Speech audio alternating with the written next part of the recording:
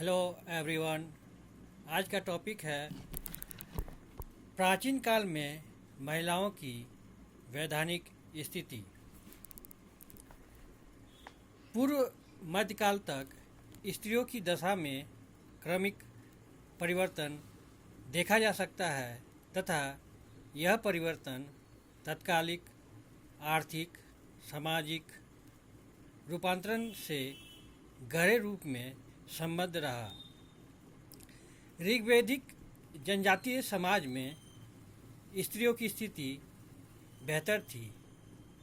यद्यपि समाज पितृसत्तात्मक था, स्त्रियों को उपनयन संस्कार, शिक्षा, यज्ञों में भाग लेने का अवसर प्राप्त होता था, परंतु उत्पादन अधिशेष में वृद्धि के साथ ही स्त्रियों की स्थिति में भी परिवर्तन आने लगा।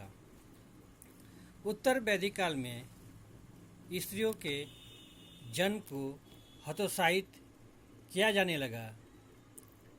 दूसरी तरफ सभा एवं समिति जैसी संस्थाओं में उनका प्रवेश वर्जित हो गया। इस परिवर्तन को इस संदर्भ में देखा जाना चाहिए कि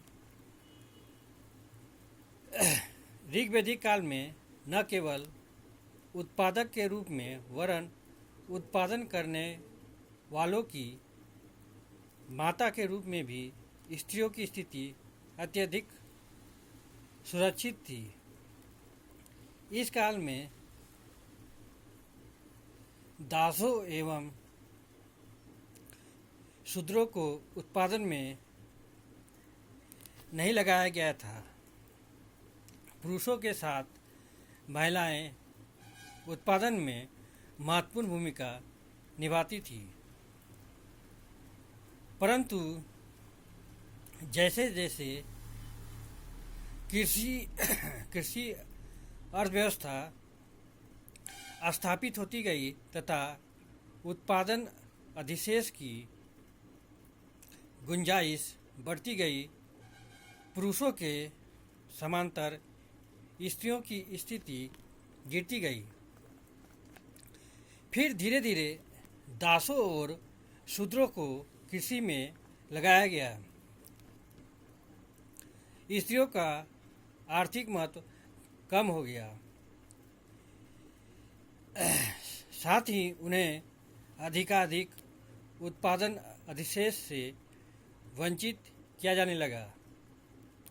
फिर द्वितीय नगरीकरण के परिणाम स्वरूप एक तरफ नगरीय क्षेत्रों में स्त्रियों की आवाजाही बंद हो गई, वहीं दूसरी तरफ शिल्पों का व्यापार प्रसार हुआ। स्त्रियों को अन्य लोगों की दृष्टि से बचाने के लिए उन्हें अधिक से अधिक घर में रहने पर बल दिया जाने लगा।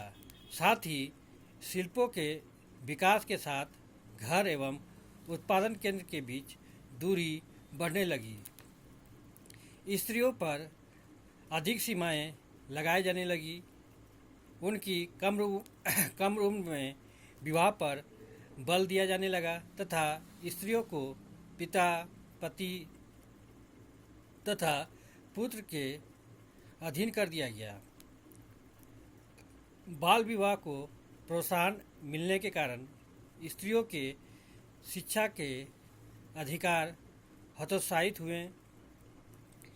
जैसे जैसे वह शिक्षा से वंचित होती गई, उनका अनुष्ठानिक दर्जा कम होता गया और फिर वे शूद्रों के समकक्ष आ गई। स्मृति काल में विधवा विवाह को भी हतोत्साहित किया जाने लगा। फिर गुप्त काल में बाल विवाह के साथ साथ सती प्रथा एवं देवदासी प्रथा जैसी सामाजिक बुराइयां प्रचलित हो गई। स्त्रियों के संपत्ति संबंधी अधिकार भी स्त्रियों की दशा के संबद्ध है। वैदिक युग में संपत्ति पर व्यक्तिगत स्वामित्व की अवधारणा पूरी तरह विकसित नहीं हो पाई।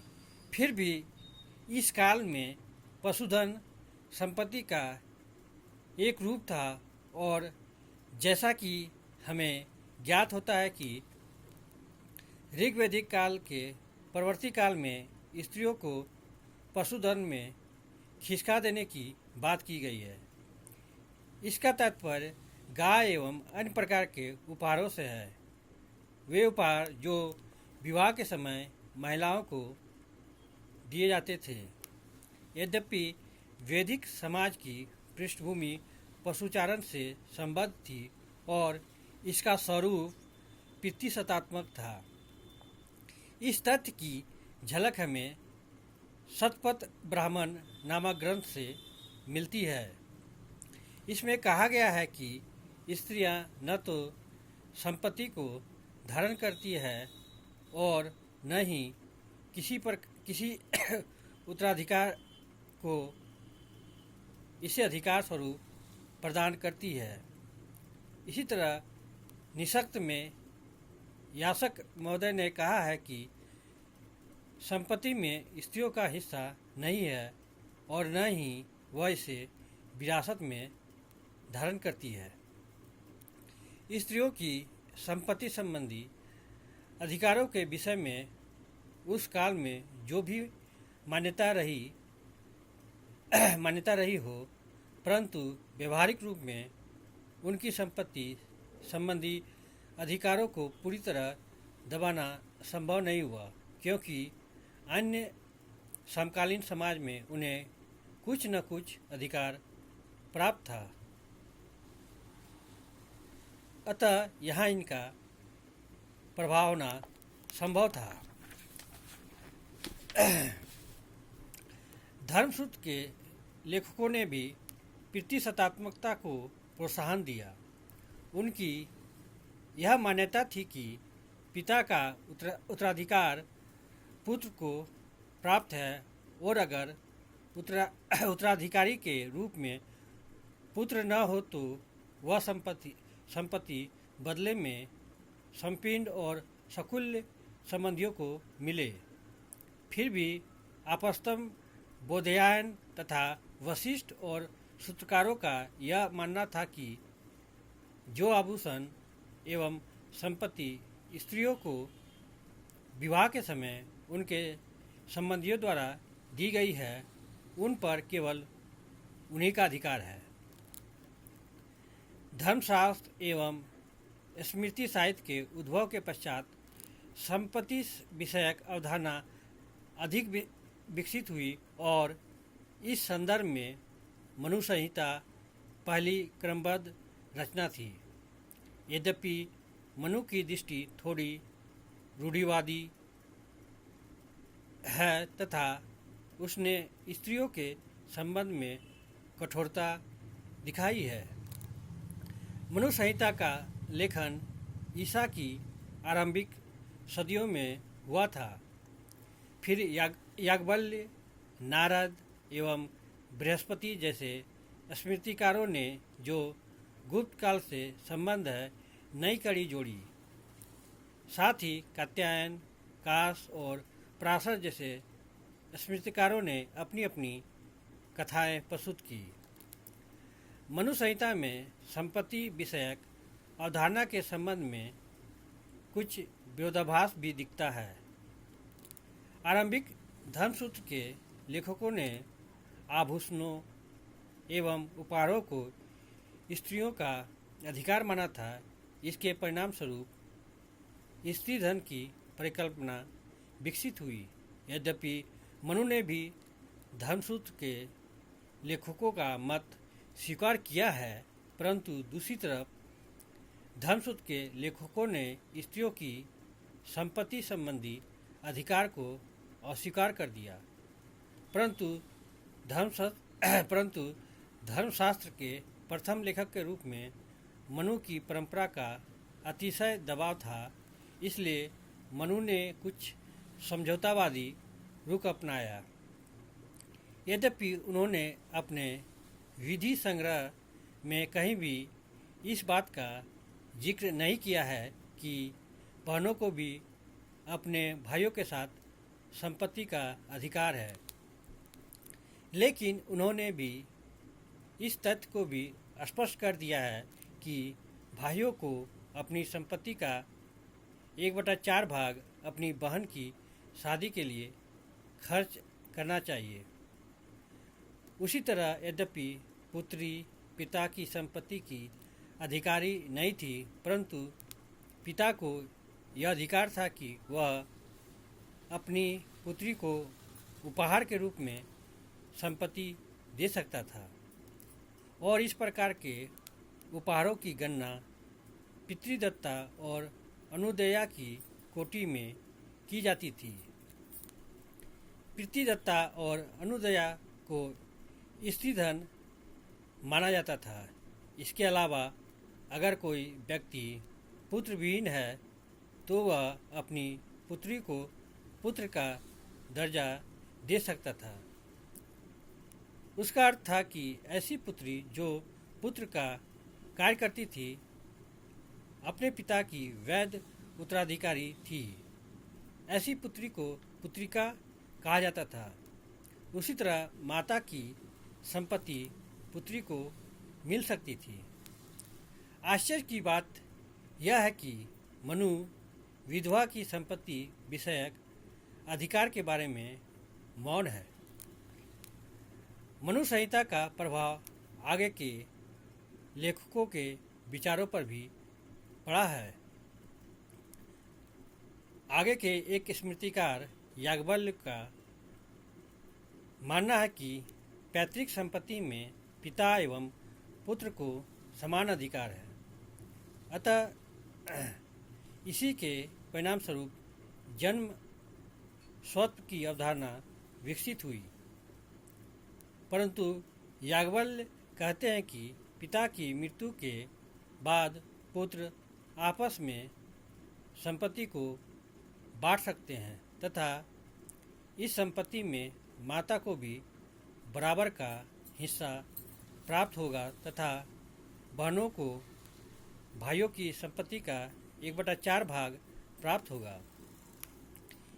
यद्यपि मनु की तरह याज्ञवल्क्य ने भी स्पष्ट नहीं किया है कि ये 1/4 संपत्ति पुत्रियों को अधिकार के रूप में प्राप्त होगी या नैतिक बाध्यता की तरह उनके भाई विवाह के अवसर पर उपहार स्वरूप प्रदान करेंगे। आगे देखते हैं, नारद, बृहस्पति तथा कात्यायन जैसे स्मृतिकारों ने मनु एवं याज्ञवल्क्य का अनुगमन करते हुए संपत्ति विषयक अवधारणा को स्पष्ट करने की कोशिश की है। जहाँ तक स्त्रियों के उत्तराधिकार एवं संपत्ति विभाजन का सवाल है तो उन्होंने भी पुत्रियों के लिए 1/4 संपत्ति को स्वीकार किया है। परंतु उन्होंने भी मनु एवं याज्ञवल्क्य की भांति यह स्पष्ट नहीं किया है कि क्या यह संपत्ति स्त्रियों को अधिकार के रूप में प्राप्त होगी। इन स्मृतिकारों ने, विशेषकर कात्यायन ने, स्त्रीधन संबंधी परिकल्पना का विस्तार किया है। उन्होंने स्त्रीधन में निम्नलिखित मदें शामिल की है। पहला, अध्याग्नि। अध्याग्नि का मतलब होता है जो धन स्त्री को विवाह के समय प्राप्त होता था। दूसरा, अर्धवाहिनिकी। अर्धवाहिनिकी का मतलब होता है जो उपहार उसे अपने मायके से पति के घर जाते समय प्राप्त होते थे। तीसरा, पितृदत्ता। पितृदत्ता का मतलब होता है जो धन उसे पिता के द्वारा प्राप्त होता था। चौथा, शुल्क। शुल्क का मतलब होता है जो धन उसे वधु शुल्क के रूप में प्राप्त होता था। पांचवा, अनुदया। अनुदया का मतलब होता है जो धन उसे शादी के पश्चात अपने पति के घरवालों से तथा अपने पिता से प्राप्त होता था। छठा, सुदायिका। सुदायिका का मतलब होता है वह उपहार जो विवाहित स्त्री को अपने पति के घर में या किसी कुंवारी कन्या को अपने घर से प्राप्त होता है। 10वीं सदी एवं उसके पश्चात संपत्ति विषयक अवधारणा में कुछ मौलिक अंतर देखे गए हैं। 12वीं सदी में दाय भाग एवं मिताक्षरा स्कूल का विकास हुआ। जीमूतवाहन ने संपीड़न संबंध में केवल प्रत्यक्ष उत्तराधिकारी जैसे पुत्री का पुत्र, पिता की पुत्री का पुत्र, मामा आदि को शामिल किया जाना चाहिए। उसी तरह मिताक्षरा स्कूल के लेखक विज्ञानेश्वर ने पुत्रविहीन विधवा को यह अधिकार दिया है कि वह अपने पति की संपूर्ण संपत्ति का अधिकार प्राप्त कर सकती है। विज्ञानेश्वर ने स्त्री धन की मदों की संख्या में भी वृद्धि की है। उसने उत्तराधिकार में प्राप्त संपत्ति, विभाजन से प्राप्त संपत्ति सबों को स्त्री धन में शामिल किया है। उनका मानना है कि संतानविहीन स्त्रियों के स्त्री धन पर उसके पति का अधिकार है। इस तरह हम देखते हैं कि पूर्व मध्यकाल तक स्त्रियों की दशा में क्रमिक परिवर्तन हुआ। इन्हीं शब्दों के साथ मैं इस टॉपिक को यहीं विराम देता हूँ। अगर आप लोग को इस टॉपिक से संबंधित कोई भी प्रश्न पूछना हो तो आप कमेंट बॉक्स में जाके अपना प्रश्न पूछ सकते हैं। Thank you.